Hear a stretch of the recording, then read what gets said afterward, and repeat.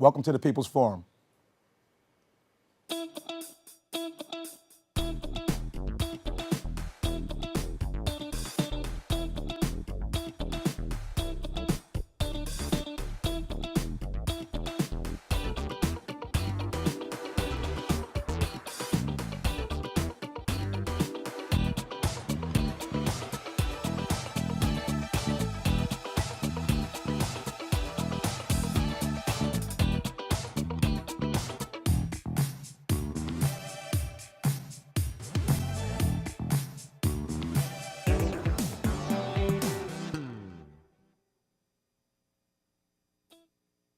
We are demanding recoupment. Recoupment of our birthright with compound interest over the years of oppression and exploitation. We're demanding recoupment of earnings that were never paid.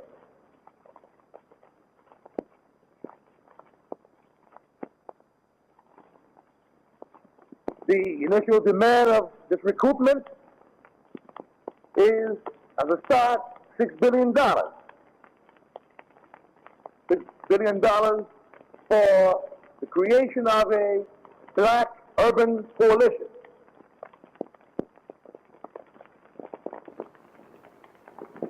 Welcome back, America. I'm your host, Kwame Innis. This is the People's Forum, and we're doing our series on ADOS, American Descendants of Slaves. I have a wonderful panel today. To my left, Mr. Jason Gerald, retired New York's NYPD sergeant and currently professor. To his left, Mr. Hakim Atiba, financial wizard investment banker. Hello, gentlemen. Good afternoon, good afternoon, good afternoon. Oh, good evening. All right, I hope you're prepared to kick this thing around. Oh, absolutely. Where we left off is the fact that we, as ADOS people, are stuck and are caught in the reality of a real life monopoly game, and I don't believe that people realize the seriousness of the Mattel product. That if you come to a game, if I came home on Friday after the family monopoly game had started and everybody had all of the houses and all of the hotels and all of the properties, there was no conceivable way, even when I got all of my money, that if I went around that board 25 or 30, 40 times, that I could come away with anything other than empty pockets and a jail cell. And that's just the reality of what we're in. We've been fighting this fight for 400 years. We've been fighting out of slavery into the Jim Crow period for another 75 to 100 years. The topic, ADOS,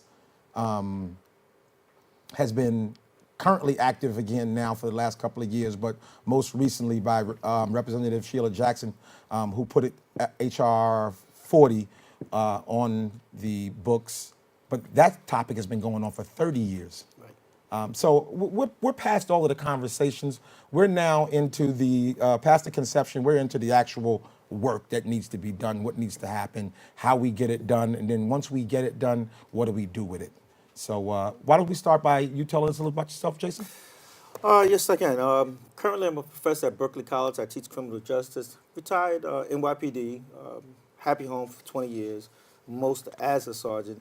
I do a little bit of counseling on the side, and do a diversity training. I do some training of police departments as well as kids sent to me by the juvenile system and some work for the ADL, where we do bullying in the schools. Those are all very substantial topics. Mr. Atiba. What, as far as what do I do or my Just a little background for the audience. I know you were here last week. 20 plus years on Wall Street, currently dealing primarily in private equity, taking like private shares in some of the bigger unicorns. As a matter of fact, one of the companies in our portfolios that just went public was Lyft, which everyone pretty much knows about. So I deal in private equity. So, Mr. Atiba will be dealing with the money aspect of this thing, investments, what we can do, what we should be able to do, things that that kind of wealth would be able to leverage, whether it's educational, commercial, whether it has to do with residential, whatever it has to do with, we'll be feeling those questions with him. But the law questions, the nitty gritty of the crimes committed against ADOS people, we will be rolling those down the lane to Jason. Jason, let's start out. You, basics of the penal law, we all went to those classes. I'm sure you've Absolutely. taught those classes. Still You've been teaching at the police academy on 14th Street or 17th Street with those raw recruits going through those things. What are the 5 basic crimes that occurred during slavery that could have, should have been acquiesced to, could have, should have been charged on a world humanitarian level? What are those 5 basic crimes that, as far as I'm concerned, should have been taken from the 10 Commandments or the 42 negative confessions, Well, you can start with murder, which is number 1? number one, and robbery, rape, theft, which is to me still the same as robbery, except for robbery is by force, while theft is be more stealing our labor and our land. Which was done. Which is totally done. And if I had to throw in another one, Arson, I would throw in arson. Kidnapping. which Absolutely. which is a biggie, which is a capital biggie. Well, murder and kidnapping was the first. Yeah, exactly. So if you talk about primary crimes that Exactly. Murder, no one got punished kidnapping. for, And no one's did with been impunity, it would definitely be murder. Kidnapping. So taking this thing into today, if it happened today, would we have a problem charging America for the crimes that they committed against Well, us? not just today. If it happened 100 years ago, if it happened 50 years ago, these would be crimes on the books that I would, someone like me in that position would arrest you, and there'd be a quick trial and some form of sanctions. Well, it doesn't happen with our people, at least in that day, in the context of slavery, you know, or even before that. You know. For those who don't know, you were fortunate enough. I just happen to know a little more. He was fortunate enough to attend the Harvard School of Government. Could you tell us something we've been seeing in the press, that a lot of these college kids are coming together and they're volunteering to help start paying reparations. They're volunteering to push this ball forward. They're having the heavier, serious, more conversations and inviting speakers to come to campuses to talk about it. I'd like to see it move more past conversations. Even when I hear our politicians talk about it, they're advocating to study it, which to me is kind of a stall, or I don't want to say a dodge, but we've studied this, we've looked at it long enough that maybe it's time. We've been talking about studying it. Now Forever. it's actually on the House floor and on the Senate floor. So there's going to be a vote eventually if gatekeepers like Clyburn of South Carolina will get out of the way. It'll be a talk about it maybe in the House. When it gets to the Senate, I have my reservations, you know. And But if they kill it and kill it, they will. Probably will. At least they kill it in plain view, in plain sight. So, but how do we operate? How do we operate? I don't want to say outside the realms of the reparations, but what are we doing beforehand? Because to me, I think like the steps that we take. I mean, let's just say, for an example, you're going to purchase a home. In that process, before you get the money, you want to make sure, obviously, your credit's together. You want to make sure that you have insurers. You want to have everything lined up, so when that money comes through and it's time for you to go and purchase the house, everything is together. Because as you and I both know, especially in real estate, anything can screw up a real estate transaction. And I think that right now, we really don't have any mechanisms in place. Like I remember there was a huge, there was like a comedy skit that David Chappelle had where reparations were paid to melanated people, and next thing you know, the parody was Kentucky Fried Chicken stock went out the roof, and so even though there was some comedy to it, there's some truth to it. Like what would we do? And I don't think that each individual needs to receive money. I think we need to build out a system, a mechanism, to kind of like ensure what we do going forward. I just don't think it's going to be a check. I have to disagree with you, and I want to put this thing in context because it's easy to try to put the blame and the onus on African Americans or American descendants of slaves to be the ones to be correct, to be in the right position to take advantage, to make sure you understand, make sure your credit is good, make sure you haven't been convicted of a crime, make sure you've done all these things, and if you do all these things exactly right, then we can give you the check, because then you'll know what to do with it. And then that's just the statistics show that nothing else couldn't be further from the truth. But I don't. We're talking about, just one last, we're talking about wealth. Okay, we're talking about wealth and the fact that one group has it and the other group doesn't. I'm not saying that those measures are to be put in place in order for us to receive the check. I don't think that should be a prerequisite. I'm just saying it should be a prerequisite on our end, not as far as those who are cutting the check. If you heard Mr. Innis as he spoke, he said that there need to be a commission in place. When you hear Dr. Sanjay Doherty speak, he says there needs to be an advisory board in place. There's some extremely intelligent people that have been saying this over and over and over again. This is not only about us receiving a check.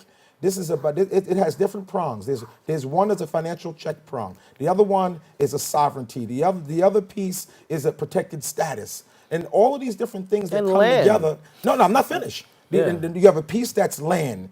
You know, you have a piece that's a tax-free status. All of these things come together, provide us the framework, you know, to now stand on our feet. And then people can say, you should be able to do what you're supposed to do because you have all of these things. But when you're standing in front of the house, naked and all of outdoors, no key, no ladder, no anything, you can't get inside.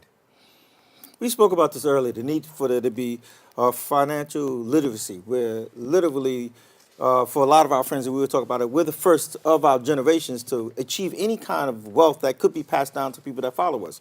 So even if we cut a check, which is highly unlikely, I think reparations will take many other forms other than that, we have to make some type of mechanism where people are prepared to know how to invest, what to do. I want to ask with a question, and I want Atiba to answer it. Why does African American or American descendants of slaves reparation have to take another form? Because other people's reparation took a financial form, took a land form, and took a protected status form, to which the American government is still protecting them till this day as they're supposed to. I you know, like I said, I kind of like struggle with this whole concept of reparations, and it's never a matter of whether we deserve it. Like I said, you know, I think even for the simple fact when we debate it, it adds credence to those who owe, you know, reparations, America, United States of America, and pretty much the planet, because there's been a raping globally. So I just don't see. I just don't see them acquiescing to our, I don't want to say our demands, but our views. I just don't. When we come back, we're going to pick up right there. We're going to pick up on whether or not America's going to acquiesce to our demands and what's going on in the world right now.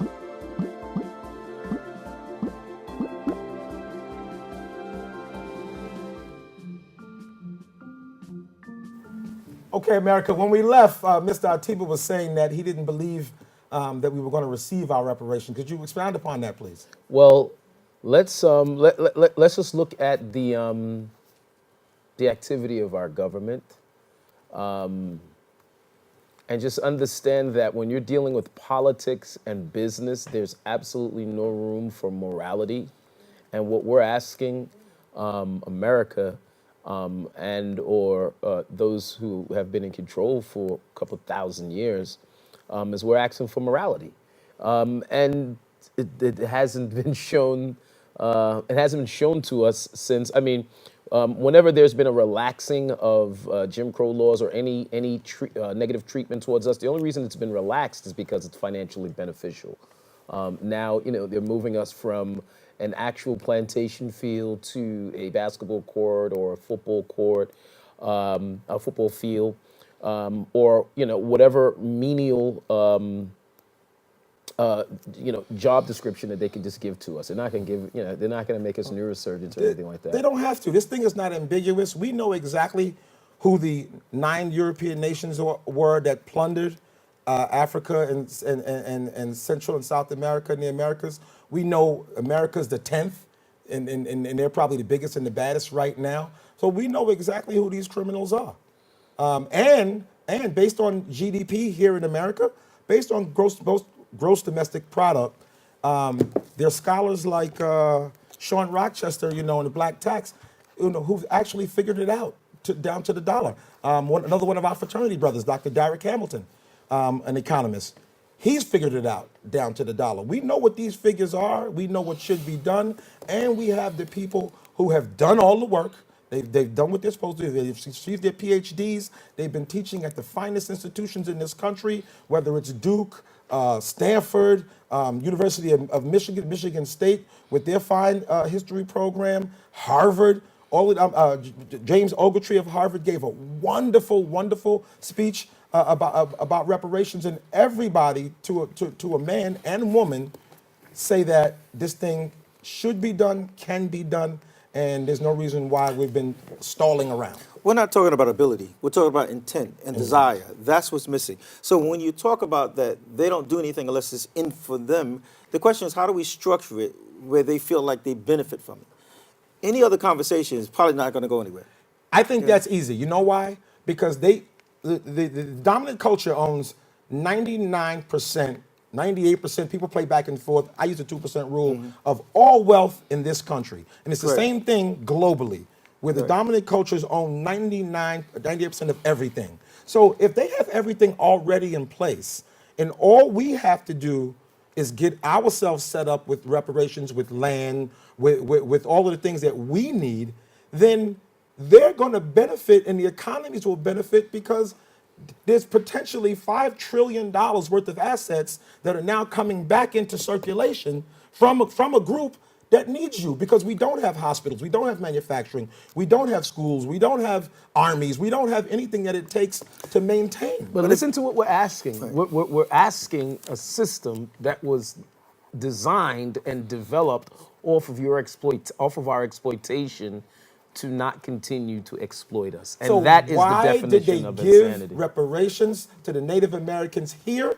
to the Native Americans in Alaska? Why have all these groups who they don't care about, who they murdered and wiped out and genocided, why do they give them reparations? But if you're talking about different eras, if you're talking about that 2%, and I like that number, their concern for fellow man well-being has gotten worse in the last decade or two, not But better. the American Indians bring in over $1 million a day from their casinos, which is on sovereign land. They don't Absolutely. pay any taxes. Yeah, which but a was given to casino- them generations You know, ago. but But America gives them a check every year. They come to the White House and they get the big check. Well, I'm not And gonna- everybody stands there and acts like It's no big deal. There's a benefit to the casino, but what did they do? They gave them vice. They gave them the keys to debauchery.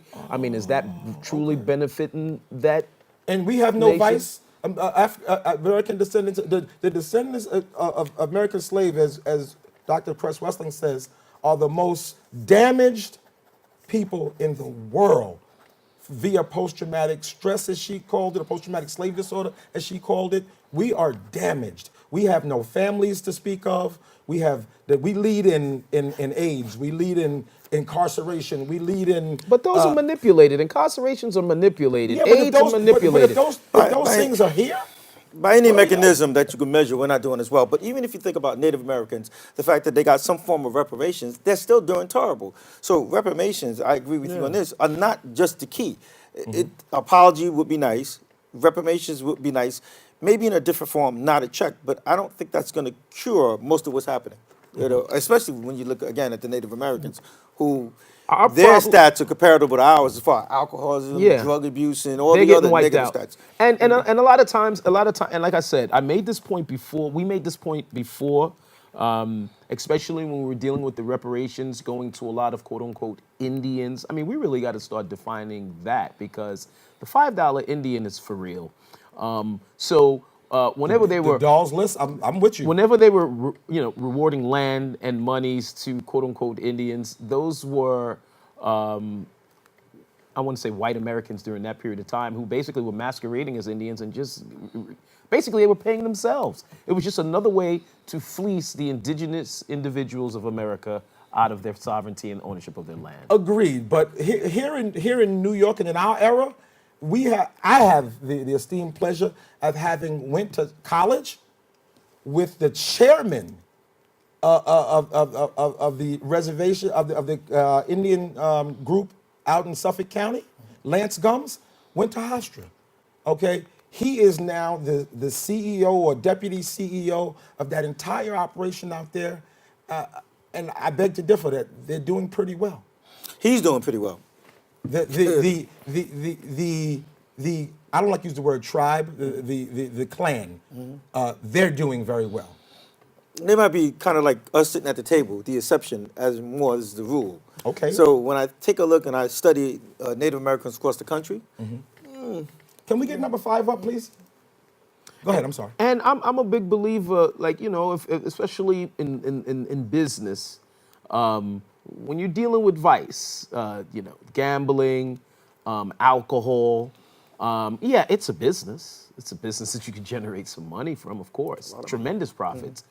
But there's a downside to it as far as its overall impact on your community. And I don't believe, if we were to weigh, I don't know if the benefits for the Native Americans having casinos, has it truly benefited? What type of gambling conditions do you have? If we take the emotions away for it and we only use the numbers, which is dollars and cents, and we look at our wealth and we compare it to theirs, I think it makes a big difference. It makes a big difference when you don't have anything coming in that is not generated by your own sweat equity, and there's nobody giving you these in vitro, piles and piles of money and doing this affirmative action for you every few years. There's nobody doing that for us.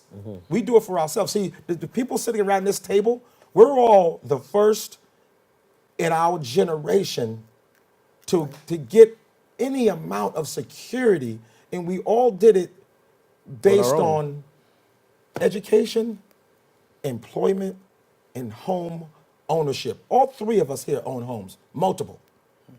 We're lottery tickets. I'm concerned about my 44 million brothers and sisters who are not getting the opportunity, because this is not the Hillman era anymore, 86. We're not going to school anymore. You're in school every day. Right. You see brothers showing up? No, I'm having the biggest problem trying to get our kids to buy into education. And that's because I'm not sure that it always works in every single regard, at least for This the is kids going what's to school. happening and has happened to us. And you keep saying that we need to be responsible for ourselves, but somebody did this to us. Somebody did this to us with chain, ball and chain. They climb on our back, they get on top, they stand up there and then say, pull yourself up by your own bootstraps. This man is naked and all outdoors. The Monopoly game is being played. There's nothing for him to do. He can be as Dr. Hamilton said and Dr. Doherty said, the average PhD has less wealth than the average white high school dropout. And you can't run from no statistics. I mean, black PhD. Black PhD. Well, that sounds like a damning system. statistic. It is. It is. I mean, there has been a 200-year head start. But a lot of times when people talk about indigenous and/or melanated people, I don't see this. All right, versus the attack versus what has happened to us. I think that we have grown leaps and bounds. I think we have jumped further than any other We are set an of people. exceptional people globally. 100%. Globally exceptional. And I believe that for But the ability to achieve, despite having your hands, the ability for me to win the race, despite having a prosthetic leg, does not negate the fact that I have a prosthetic leg. 100%, 100%. But in order when you're dealing with difficult situations like this, like I believe in the stealing of the mind. And listen, I personally believe that the Donald Trumps of the world, the white supremacists, the KKK, we almost have to quarantine them and ignore them. And begin to, I You believe. cannot ignore 400 years of slavery. You cannot ignore 75 years of public lynchings, one a week for 75 years. They were calling them strange But we can't fruit. march. We can't keep marching and marching and marching because the marching has done nothing until we. Well, I gain won't say some it does nothing. It hasn't achieved some of the gains that we want, but at least it inspires conversation, debate that leads into other areas. It So I leads won't into say discussion. Unless we have action, it's just words, and the that's what discussion predates the action. If you 100%. don't have a lot of discussion, riling it up, you're never gonna have the action. You're never gonna have the consciousness that you need to move I people think to we've action already. without. I think we've spoken about this till we're blue in the face. nauseam. We it's, at this particular juncture, it's to do. Atiba, we're going to pick this up next show. I want to have the last word. I want to put the 14th Amendment up. I want to read it, and I want to close out because that's really where we're at right now. 14th Amendment, please. Okay, 14th Amendment. I wish we had gotten a larger one. I'm sorry. Oh yeah. Basically, what it says is, unless you are duly convicted of a crime, which we lead the nation in that and being incarcerated, then that's the only time that your voting rights, which is the additions to the 13th Amendment, can be taken away. Okay? That's where we want to leave it. We're going to come back next hour. We're going to kick this through again. Thank you very much for coming. This is the People's Forum. I'm Kwame Innis. Thank you very much.